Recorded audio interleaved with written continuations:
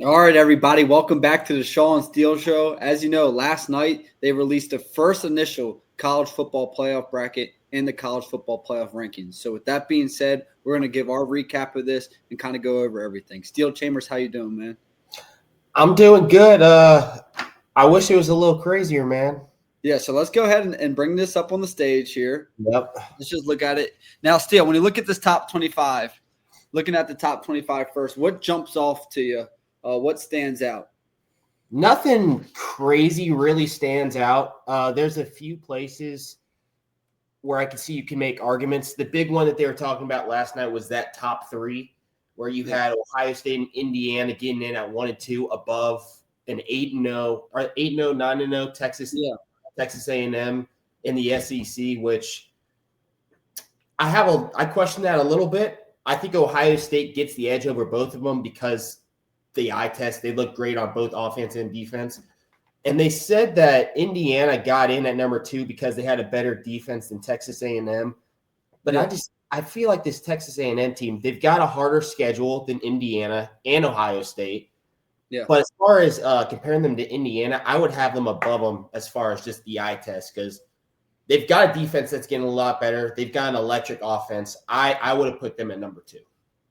Yeah, no, I don't disagree with you, but at the end of the day, the 2 is going to be playing the 3 and the 1's going to be playing the 4. So they'll end up meeting each other anyway. But I do agree. I think Texas A&M should be at the 2 spot. I think there's a better argument to be made if you want Indiana at 1 or Ohio State, vice versa between those two, just given strength of schedule. But in terms of Texas A&M, given the SEC, the gauntlet these teams have to go through, and the way Texas A&M just been getting better and better each week, developing a run game, and then their defense, I thought their defense has been playing pretty well. Steele, don't you? I mean, they've been looking pretty dominant. Yeah, they have been, but I did have an argument with my buddy Jack. He's a big SEC guy, but he brought up some good points. They do have a harder schedule than Indiana, but looking back on it now, they haven't really gotten to those hard games. So they've only played like Florida, Auburn. They went really close with Auburn, went really close against an Arkansas team. Yeah. So they definitely had a harder schedule, but it's not this crazy SEC schedule that you see like Florida or Oklahoma having. Real quick, you bring up a good point. Did you see, speaking about Auburn, I meant to talk about this yesterday.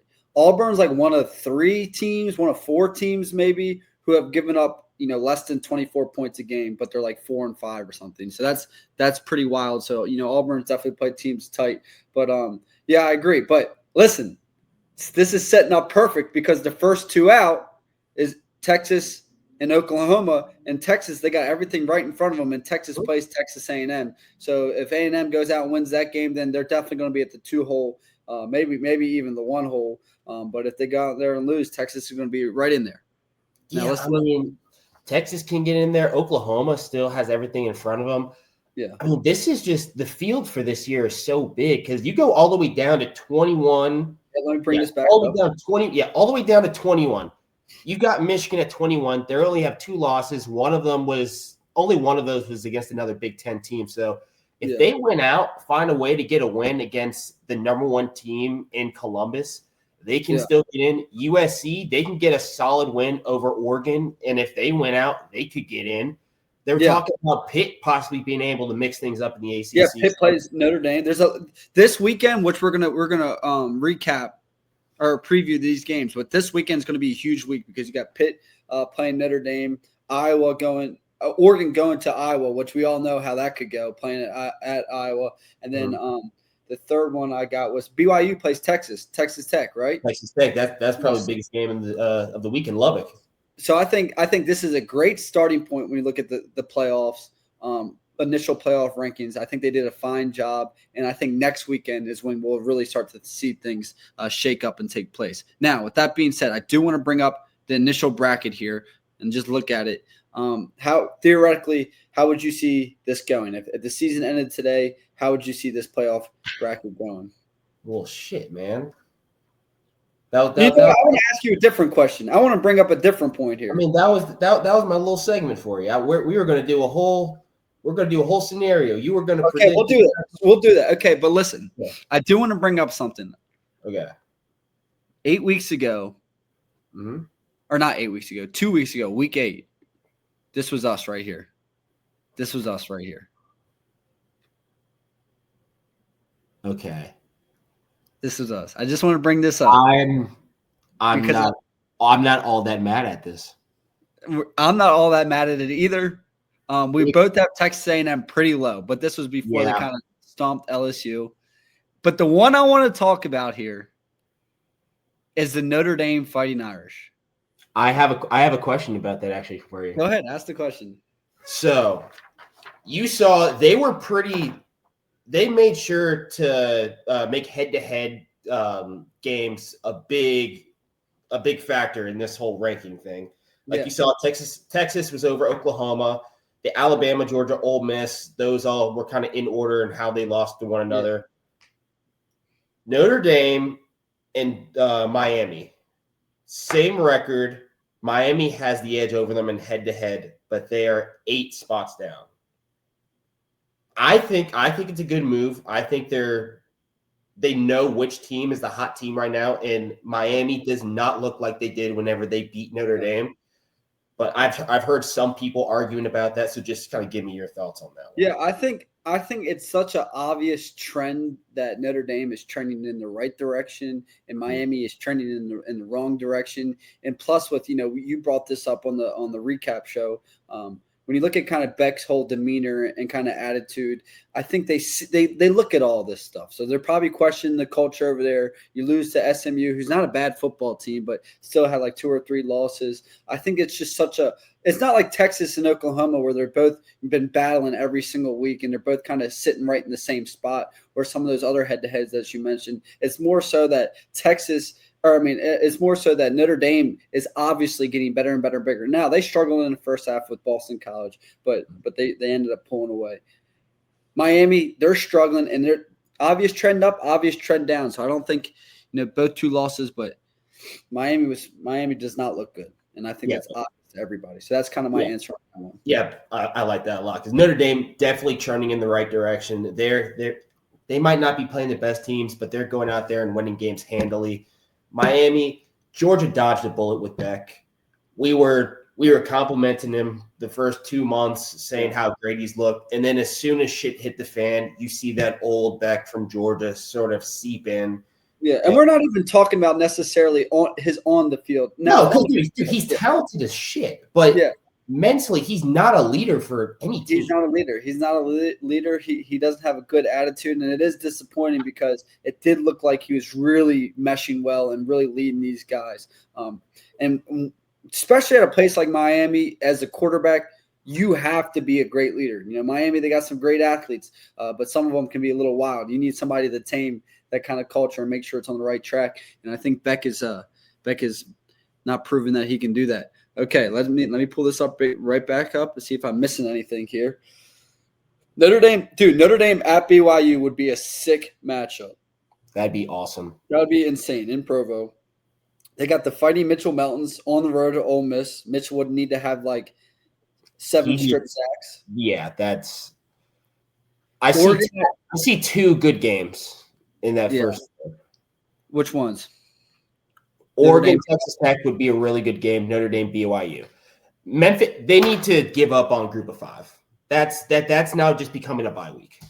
Yeah, they need to give up. You saw it last year with Penn State whenever they got matched up against who was it SMU? No, it wasn't SMU. It was at Boise State, right? No, Boise State got a bye. Oh yeah. I forget. I know who you're talking. It was SMU at Penn State. Killed them. Yeah, dude. And then you're going to leave out a Texas or an Oklahoma who is head and shoulders better than Met. Get rid of the Group of 5. That pisses me off. This is UCF and Cincinnati's doing. UCF had that one good year where they claimed to be national champions or whatever. Then Cincinnati had a couple good seasons, so we can thank those two for this. But I can see them changing it because they've already made the change as far as the top 4. Now it's not just conference champions; it's just the straight up top 4, which which is way better than what it was. Way better. So they're learning. They're going to keep mixing it up and fixing it, but it's definitely better. It's moving in the right direction. Okay, let me pull this up one more time. See if that 5 spot is just unfair. So, Steele, do you see do you see the season when it ends, 2 Big 12 teams getting in here? I really think it's all about this game this weekend. Yeah. If Texas Tech goes out and wins, they're both still alive. Because BYU is only going to have one loss. Yeah. They're probably going to meet up again in the Big 12 championship. Yep. If BYU beats Texas Tech, it's going to be so much harder for Texas Tech to come back from that. Mm-hmm. And then you've got Utah. I've got to see who Utah's playing. Do they play BYU at all this year? They already played them, remember? Utah. Wait. You said BYU played BYU.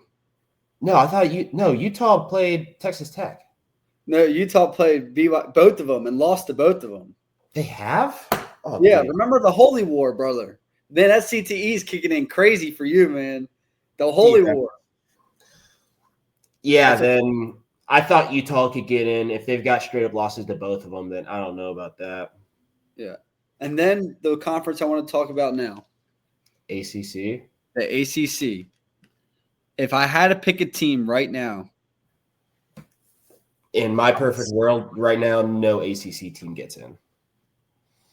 If I had to pick a team, looking at how the season goes, the best chance, I think, is for Georgia Tech to run the table and Haynes King put on one of the best performances of all time and beat Georgia. That's Georgia Tech's my team. I want to see get in there. I know you feel the same way about Haynes King, but you're off the Yellow Jackets. Louisville, I think Louisville's got a good team. I think Louisville's got a good team. So, I love Mitchell Melton. I love the fighting Mitchell Meltons, but I'm just not 100% ready to jump on that Virginia Cavalier bandwagon. They've just had a lot of close games with really bad teams. You got the UNC game. They haven't shown the ability to go out there and dominate opponents that are obviously worse than them. Yeah, I feel you. All right, Steele. It was a pretty simple week one of these rankings. They did a pretty good job. Nothing too crazy. I don't think there's anything people should be worked up about. Oregon. I did see some people bring this up. This is my last point.